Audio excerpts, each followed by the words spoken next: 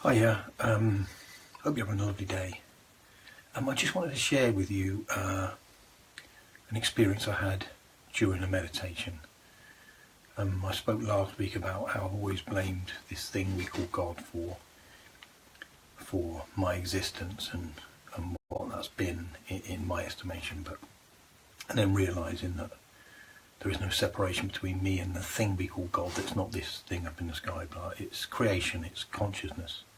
And we're all an extension of that consciousness, and we're all experiencing and sending feedback to the main consciousness sort of thing, like we're feeding it back. So there's no man in the sky. It's creative consciousness. That's what we're all part of. We're all part of creation. No matter everything you look at is all creation. Split a twig, and there you'll find me. Turn a rock, and there you'll find me. I am everything. I am the alpha and the omega. I am the in, the out, the up, the down. I am everything. You can't be separated from the thing you call God, or the thing that we're. I don't like using that word because it's got connotations, and and those they've been twisted and warped, to make us think God's a certain thing when it's actually not. It's us. I went in search of God and found myself. I went in search of myself and found God.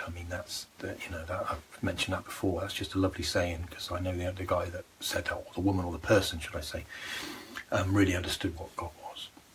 I just want to give you a little experience I had during meditation, and I'm going to try and remember it as best I can, but it might not be exactly as it came through, but you'll get the gist of the message.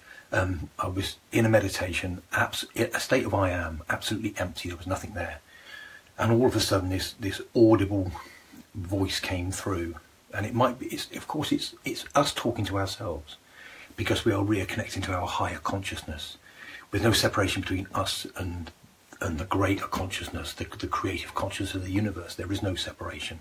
So we're talking to ourselves. It is a self-awareness that we're going through. We're becoming aware that we are that thing that we call God. We are that, but it's a consciousness, not a person. Anyway, I had this audible thing come through, and it said, would you change anything about yourself? Wow, yeah, definitely. Yeah, there's things I want to change about myself. No ifs or buts about that. And he said, so you consider yourself imperfect then? Well, yeah, I do, yeah. And he said, do you know your life's purpose? No, I don't. Then how can you consider yourself imperfect? You don't know what you've been made for. You don't know why you're here. You've got no idea. You don't know who you are. You don't know what you are. And yet you consider yourself imperfect. Yeah. So you have no information about yourself, but you have the right to judge yourself. Yeah. And you have the right to judge me. I was blown away. I'm just going to come away from that, because we judge based on opinion. And opinions are like bottoms. Everyone's got one. And we all think ours is the most important. But I had a conversation in my shop recently where I had two people debating. It's lovely sometimes we get a little debate going, and we get such a wide variety of people in the shop. It's lovely to listen to them sometimes. And the debate started about education. And one was a really well-educated chap, lovely guy, really nice guy, genuine as you like. And he was, how you doing, Charlie? Nice to see you, buddy. Nice to see you, mate. He was talking about, really well-educated, so he had a good job, etc., really, and a lovely, genuine guy. And another guy was in there who really had a bad experience through education. And these two were debating whether education was a good or a bad thing. And they both had a really genuine reason for having their perspective opinions on it. And after about 10 minutes, they were getting nowhere. So one of them turned to me and said, "What do you think?" And I said, "Well, it's difficult because I haven't got all the information. If I wanted to really make an opinion, I'd need to know everything that you've been through and everything person you've met and everyone's influence that they've had on you for you to come to this conclusion that education is good. I'd then need to marry that off with everything he's been through. So if I could put in a linear way, put everything down or have all the information given to me to understand exactly why he's saying that and his opinion and his thoughts and his feelings and emotions and everyone in contact with him, I might be able to form an opinion. But if I had all that, if he could give me all that, he wouldn't need my opinion. So my opinion is useless, it's worthless. So I don't have an opinion. I couldn't have an opinion on it, unfortunately. And what I think is nothing, because we know that that thing is completely false. Thinking is overrated. Let me tell you that. It's overrated. And we all spend so much doing this overrated thing.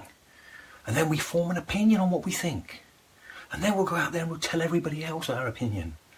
And if we don't agree with it, then we get, So opinion, and that's what I got for a larger sense from that meditative experience. After when I analysed it from the mind. But anyway, I'll go back to that experience because that was just important. It brings you along the journey with me. So this thing said to me, or I said to myself, shall I say, you've got no right to judge. You've got no right to judge me, and you actually have no right to judge yourself. Yeah, you're right. I've got no right to judge myself. I don't have any information. I don't have enough information for me to judge myself. And so it said, you will stop doing that. Yeah, I'm going to try. Although it's difficult because we talk to judge. We talk that we're separate, so we judge. Make ourselves, to make me feel good. We human beings need to say, we need to make other people feel bad. Or we need to raise ourselves above them. I wouldn't do that. Look at him. Look what she's doing. How dare you do that to me? That makes us feel better. We can look down on somebody. We feel a bit more superior to somebody else. But when you get it, then you say, I can't judge. I can't judge myself. And then it said, so you can't judge me. So, okay, I can't judge you. That's a fair comment. I can't judge you. I've got no information, but I can't give an opinion. And he said, so you can, and by that token, you cannot judge anybody else. It's like, yeah, if I can't judge not lest you be judged. Just beautiful, isn't it? It's just so obvious when it pops in, it's so obvious. And I was mulling that over, in the silence, by the way, which is quite weird to explain, but in the silence I was mulling that over. Just allowing myself to absorb that after having it popped into my consciousness. And then it said, and you cannot judge anybody else. That was mind-blowing. You can't judge anyone. You don't know what they're here for. You don't know their journey. You don't know what they're going through and why they're going through it. Yet you'll make a judgment on it. It leans us back to the Western world. And this is happening, it's spreading all over the world. I mean, the East has got beautiful philosophy, but it's being, they're running the consumerist way. But we're taught to, by the left-hand brain, we're taught to analyse, we're taught to, consume, we're taught to do all this. And we're completely detached from our true selves. And I'm not knocking anybody or any religion or belief. I'm not, because I haven't got an opinion on it. That's the fact of it, because I don't have enough information. But what I can say that I do know is that you can never be separated from the creative consciousness that manifests all things. You can never be separated from that. It's you. It's part of you. It's part of me. It's everything.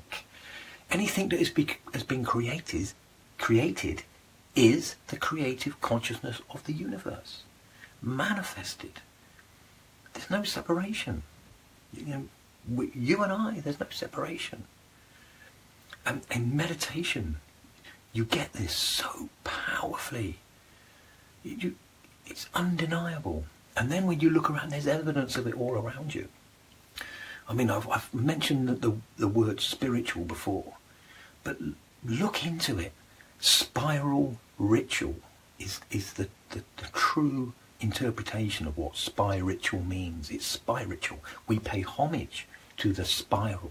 It's a spiral ritual. We pay a ritual to it, a ritual homage. And if you look in your fingerprint, that's a spiral. That's God's fingerprint. Because you are part of it, if you want to call it God. Or it is the creative consciousness's evidence. It's saying, here I am, this is me. Look at a galaxy being born, or galaxies, they're spiral. Look on the weather systems. When you see the weather systems on TV, they're massive spirals. Look at the way a plant grows on a spiral, Fibonacci's golden section. You look at this, look at a shower. A conch shower is the most obvious of a spiral. But look at a plant unfurling, it unfurls on a spiral. And it all conforms to that. Waves conform to that.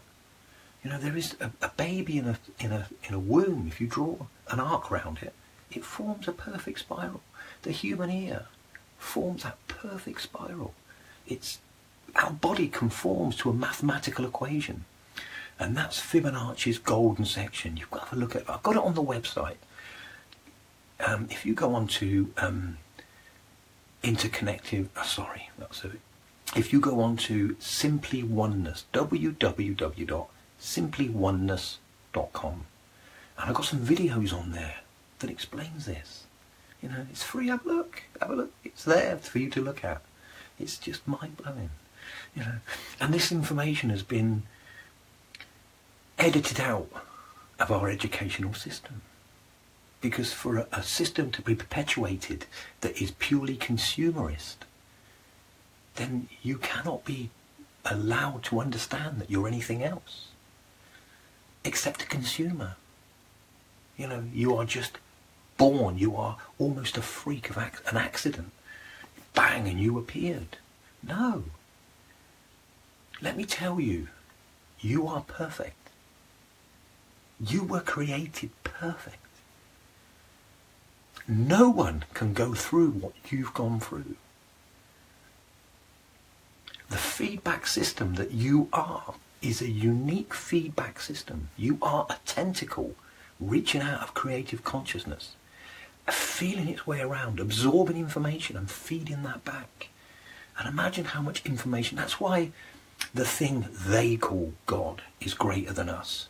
Because it's greater than the sum of its parts. That's all. It's because we are all feeding information back. And any one thing is greater than the sum of its parts. It's collective consciousness. So the thing we call God is only greater than us because it is all of us. It's a collective area for that information. And we're feeding it back all the time. We are all tentacles, picking up information, experiencing new experiences from our own perspective, or what appears to be our own perspective, and sending this information back. You cannot be separated. You can't be saved. What can save you from? Yourself? Literally. Do I save you from yourself? And no one can absolve your sins through paying a few pounds. Sitting there saying, some words. No, you're not separated. You never were, you never can be. You are it. And you need to, we all need, through meditation, I have realised, that's the life-changing thing. In meditation, we've got this hole inside us, this need, I need a car, I need a job, I need the girlfriend, I need this, I need. That's because we're always trying to plug that hole. We're always trying to shove something into that to fill it up, because it always feels empty, because it's a hole. You can never fill a hole up. This is an endless thing. In meditation, you learn to climb inside that, and you examine it, and then you find everything's in there. You don't need anything. As long as you believe and you can be convinced that you are just on your own, a separate entity connected to nothing, no real grounding. Then you could, once you don't know what you are, you can be told you're anything. You can think you're anything. And when you've got magazines that say to you that you're too fat, you're too thin, you're too small, you're too tall, you're too black, you're too white, you're too yellow, your hair's too long, it's too short, your eyes are not blue, they're green, you know, you're disabled, you don't walk like this person, you don't run like this person. You know, you can be told anything and you'll buy into it. Women, they are the manifested state that is the gateway between the unmanifested and the manifested. They bring nothing into the physical world. They start with nothing. And they manufacture in their bodies the egg, the husk, that we then fertilize. And then they manifest it into a human being. Is that not a goddess? Is it not a goddess? We're gods, you know, between male and female. We create a manifestation from nothing.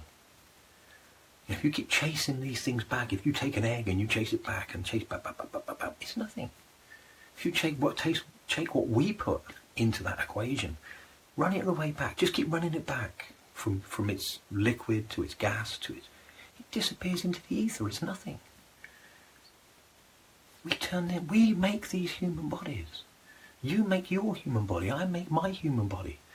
We go out there and we pluck up grass or whatever we eat and we manifest it into a body. We digest all we are, you know. This is not, it doesn't... And yet we'll look at a magazine and think that we're imperfect because we form an opinion on somebody else's manipulation of us. They want us to buy these products, they want us to do this, want us to do that, want us to look a certain way, so we do. And then end up working. Now we're on the treadmill, we need to work and earn for these things. And we don't work to live. We live to work. You know, we buy these things that saddle us with debt. And then we have to work. Bang, bang, bang. To keep buying these things that we didn't need in the first place. Because we've bought into somebody else's perfect idea of what a human being should be. Instead of looking at ourselves from an interior perspective, from a consciousness perspective, and realizing that we are perfect. We are. And I look at people differently now. You look in the street and even that old programming jumps forward and you go, too skinny, too fat, not this, not that. And then you give yourself that bang, stop it. You've got no right. Unless you walk a mile in their shoes and you know what they're here for and what they're here to do, then you have no right to judge anybody. So you stop. And there's a freedom, an unbelievable freedom when you stop judging yourself. Of course, you're going to get people say, they go the opposite way. Oh, I don't care, then I can be as I am, just slob out to it. That's obviously not. A human body is a sacred thing. It needs to be tended. It needs to be looked after. This is called your temple for a reason.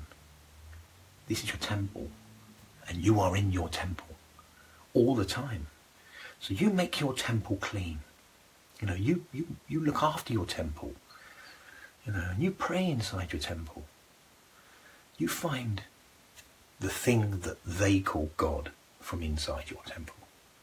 That's where you'll find it.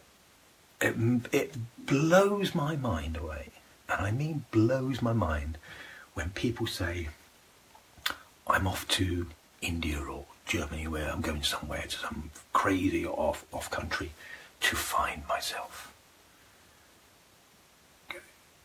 That implies the most important thing is you're lost. That's you're lost within yourself. Yeah? You're not going to go over there and find yourself. You are in here. So you need to sit down. You need to detach from the outside world. You need to look within. Nature's in there. You're in there. Anything out here is subsidiary. It's, it's not to be ignored. We need to go to work. We need to do all that stuff. I get that. But we need to find ourselves first. And everything else is a bonus. If you're peaceful within yourself, if you know who you are, and you know what you are, no one can pull you off of that. Because that's your solid grounding. You know who you are. You feel confident. You feel attached. You can't be told what God is, and you can't be told that you're not this, and you need me to save you, and you come to me, and give me, let me, I'll take you, I'll tend, I'll look after you, and your money, by the way. I'll look after your soul. No. Never look down on anyone, but never look up to anyone. Look them square in the eye, because they're equal. I don't care if it's the Queen. I don't care if it's some rock star. I don't care who it is. They are no different from you. Society has bought into the idea that these people are special, and they're good at stuff. They're good at what they do. Admire that as a human being, not the Queen. That's just an old lady that was born in a certain family. I mean, oh God, run out, people line the streets to watch this old lady ride past. Old ladies go past my house all the time. I visit an old lady, my mother, every single week. She's just an old lady. And I'm not putting anyone down, I'm just saying, if you walked into the toilet after the Queen had did a number 2, you would be thinking, what a great, oh dear, quick spray, maybe get out there a bit and come back later. She's a human being. So to put this human being on a pedestal, I don't get it. I don't get it. To be fair, one time I would have. But now I don't get it. Because I understand what she is. She's no better than you. Society has given her privilege. But she's no better than you. Next time a judge sits there and looks down on you, or a policeman walks up to you, or somebody in the street, gives you a dirty look, they're lost. They're more lost than you are. And when you're connected, you're humble, you're freed. I'm going to say this, and I probably shouldn't, but at one time I'd taken every drug known to man. I don't touch anything like that now. I've been drinking since I was 14. I don't know a weekend or a Saturday night that I haven't had a drink. I've had to squash it down and down and down to just a Saturday night. I got myself in a few scrapes in my time, being lost and not knowing where. I don't drink alcohol anymore. I don't want it. Somebody doesn't need it anymore. I've not touched drugs for years. I don't need them anymore. It's like, well, I don't understand what's happened to me.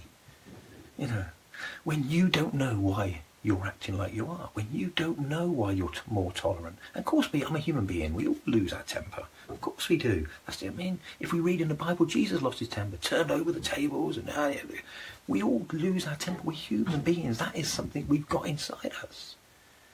Do you know what I mean? But what we do is you get into meditation. You find yourself. And that hole that you keep trying to ram stuff into, sedate yourself, to fulfill yourself, to find comfort, you find you don't need that anymore. You just don't. I get home and I don't want to drink on a Saturday night. Don't fancy it. Why? What's inside me different now? If someone tried to give me drugs now, I wouldn't. What you do? I don't need them. I don't need them. Just recently I've gone off hot drinks and I only drink water. I don't know what's going on. It's like, but I'm not going to question it. It's natural. It feels natural to me not to want to do these things. Whereas before it felt painful if I didn't. I had to carry on doing these things to make myself feel better. And I feel so solid in myself, I don't need to anymore. It's, it's like a heaviness, like a ball of heaviness that sits deep within you. You can feel it there. It's grounding, it's solid, and it slowly fills itself up. And maybe one day it'll fill the whole body, and bang, I can't imagine what that state would feel like. Just to feel peace on top of peace on top of peace, and non-judgment, and walking around and watching the world operate with as least engagement as possible. And any engagement that you put out is considered. It's mind-blowing. So the fact is, you're perfect. And what's even more important than realising that is realise that everybody else is perfect. They were made by something far greater. Well, all it is the collectiveness of all of us that made them. We don't know what they're here for.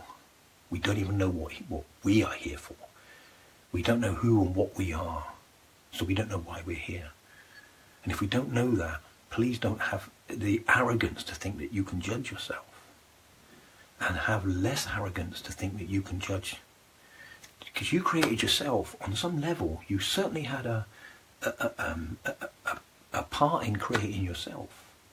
You are, it is you. So you have, somewhere along the line, somehow, I don't understand it, but I do know that we're part of it. So we help create ourselves, and we help create everything else around us. If we are the thing, if we are that collective consciousness, we're just a strand of it, an extension of it. We are creators.